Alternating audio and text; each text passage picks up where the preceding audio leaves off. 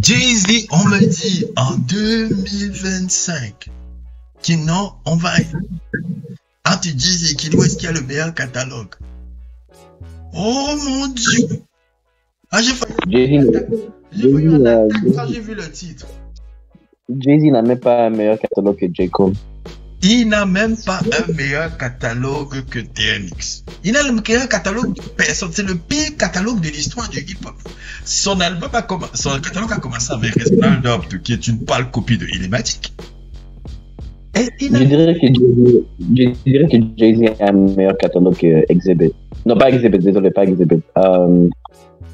Ouais, Exhibit. Exhibit, j'ai pas trop exploré ces albums. Hein. Je dois avouer que je n'ai pas trop exploré. Je veux pas ça. Quand tu écoutes un de Exhibit, si tu as tatoué à lui. J'ai pas trop exploré. Mais même son album de 96, que les gens.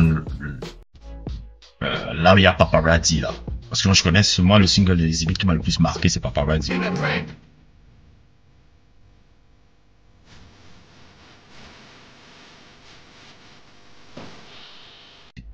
Moi, je te dis, j'ai pas exploré, je me suis jamais posé pour écouter un album de Zibit parce que Zibit n'est pas vraiment quelqu'un.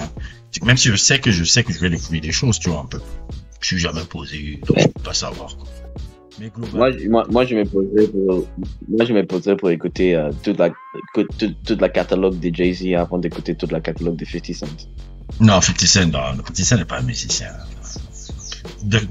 Tu veux savoir le gars qui a bon, G-Unit, tu veux que je te classe le délire?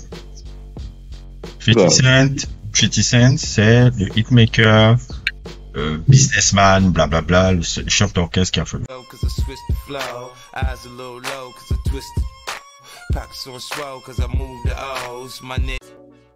Ok, on met ça de côté. Il y a Get Rich or Die Trying qui est enjoyable, mais bon, on met ça de côté.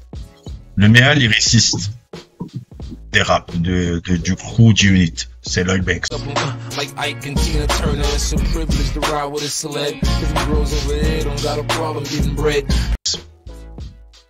C'est le meilleur lyriciste du groupe.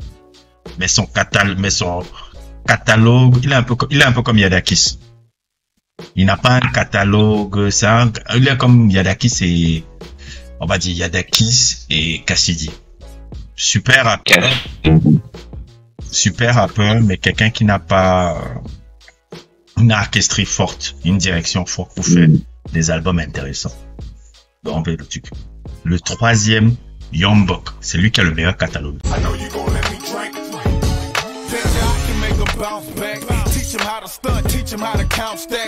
Du label. Va écouter Straight Outta Cashville, va écouter deuxième album, la Buck the World. Ces deux albums-là, c'est les meilleurs albums de la discographie. Tony Yao, on ne compte pas, c'est un Chida, il n'est même pas dans l'équation. Je peux compter The Game, mais The Game était trop volatile. Donc je ne compte pas vraiment. Il est trop volatile. The Game, c'est le plus grand liability dans le hip-hop. Oui, je ne le compte pas vraiment dans le produit unit parce que lui, il était vraiment un chien fou. Mais s'il était dans le truc, je mettrais Documentary et les 3 premiers albums de The Game. Je mettrais ça comme parmi les meilleurs trucs de G-Unit. Mais il n'y a qu'un seul album qui est sorti dans G-Unit, c'est le Documentary. Mais globalement, The Game, je le compte pas trop parce que lui, il était vraiment une sorte d'électron libre là, qui essayait seulement de chercher son cloud. Mais dans le crew G-Unit, Young Buck, Straight Outta Cashville, incroyable. Straight Outta Cashville, incroyable. C'est-à-dire que c'est bien balancé entre les sons club et des trucs très intimistes. Buck the World, c'est son album le plus intimiste. Incroyable en termes de direction artistique, en termes de trucs et tout. Buck the World, je pense, c'est l'album le plus sous-coté des années 2000. Il est largement meilleur que toute la discographie de Kid West. C'est le meilleur album de la truc G-Unit. Je pense à Puff Puff Pass avec Kim.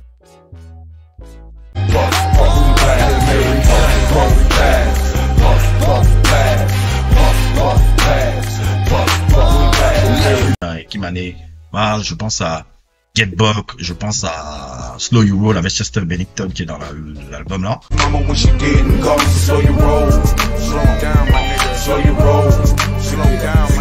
Moi, tu me demandes, Buck the World, je le suis encore jusqu'à aujourd'hui, je dis vraiment c'est le meilleur album du tampon G-Unit. Maintenant, c'est mon avis, mais vraiment, tu me dis, celui qui a sorti les meilleurs albums qualitativement, musicalement parlant, c'est Young Buck. Straight Out to Cash Real, et même Stomp. Même Stomp, c'est génial. Ah, Stomp, même. D'ailleurs, même le couplet de Ludacris, l'orientation qui aille là. Oh, mon Dieu. Non, ça, c'est un autre truc. Non, globalement, voilà comment je vois ça, mais Jay-Z, franchement, dit que Jay-Z et Kanye West, ils ont une discographie, on essaie de comparer la discographie, c'est vraiment insulter Kanye West. Hein. Franchement, c'est insulter ce que Kanye West a apporté dans l'histoire de la musique. On peut ne pas l'aimer, on va dire ça, le gars. Alors, le mec qui a fait Rapport, le mec qui a fait L'électricité, et en plus, dire ça, c'est même pas, vous voyez que même le retour de Jay-Z au premier plan, c'est Kanye West qui lui a fourni les beats. Et je te dis, ISO, c'est lui. Blueprint, c'est lui avec Just Blaze. Non, même ça. Vous dites quoi la discographie de Kanye West? La discographie de Jay-Z avec Kanye West. Vous êtes malade, vous comparez qui est qui? Qui vous l'avez fait, c'est une base. Musicalement parlant, Jay-Z n'est rien, mon frère. N'est rien. C'est un gimmicker qui a été très malin dans son marketing, mais voilà, c'est tout. Ne parlez pas musique avec le gars là, en le plaçant en haut. C'est un tocard. Musicalement, c'est un tocard. C'est un grand tocard, c'est le plus grand tocard de l'histoire du hip-hop. Il est surcoté. Je dis pas qu'il est nul, mais il est surcoté. De le mettre numéro 1, de le mettre avec des gars qui ont des identités musicales. Le gars là même pas 50e, 60e dans mon classement. Mais même pas 60e. On peut pas avoir une discographie aussi pauvre que ce mec. Et tu l'as bien dit, Chico a une meilleure discographie que lui. C'est dire où je le place. On vient de me parler que ouais, le mec est... Vous êtes fou. Non, respectez. Kanye West même a changé le landscape du hip-hop. Avec Innovate Hardwork, on ne peut ne pas l'aimer. Il a changé ça. Les Lil Uzi Vert, les 808, les X-Tentation, c'est tous ces enfants de 808. Qu'est-ce que vous racontez là? Vous parlez de quelqu'un qui a un impact musical comme ça, un autre tocard là qui nous fait des manières. Il a changé. Tu dis quoi? Allô? J'étais pas compris. J'ai rien dit. Je n'ai rien dit. Ah ouais, je disais, on peut pas comparer les deux, quoi. On peut pas comparer les deux. On peut pas comparer les discographies des deux. Donc les gens qui font ça, excusez-moi, comme disait le gars de notre club, ça paraît pédant et autres et tout. Et ceux qui entendent ça, bon, je suis un peu pour eux. Mais il y a trop d'inculture dans cette musique. Les gens qui suivent la musique sont trop incultes. Ils connaissent rien. Ils regardent les célébrités, mais ils sont trop incultes. Poser même ce genre de questionnement, ça montrer toute ton inculture. Sur la musique, en tout cas. En tout cas, sur la musique américaine. Bien précisé, parce que la musique est vaste. Et vraiment, c'est n'importe quoi.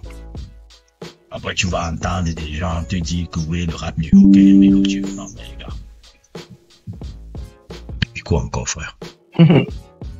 Rap new-yorkais est mélodieux. Et puis, tu vois, non, mais arrêtez. Non, c'est ça. Bien dit, je vais essayer de suivre.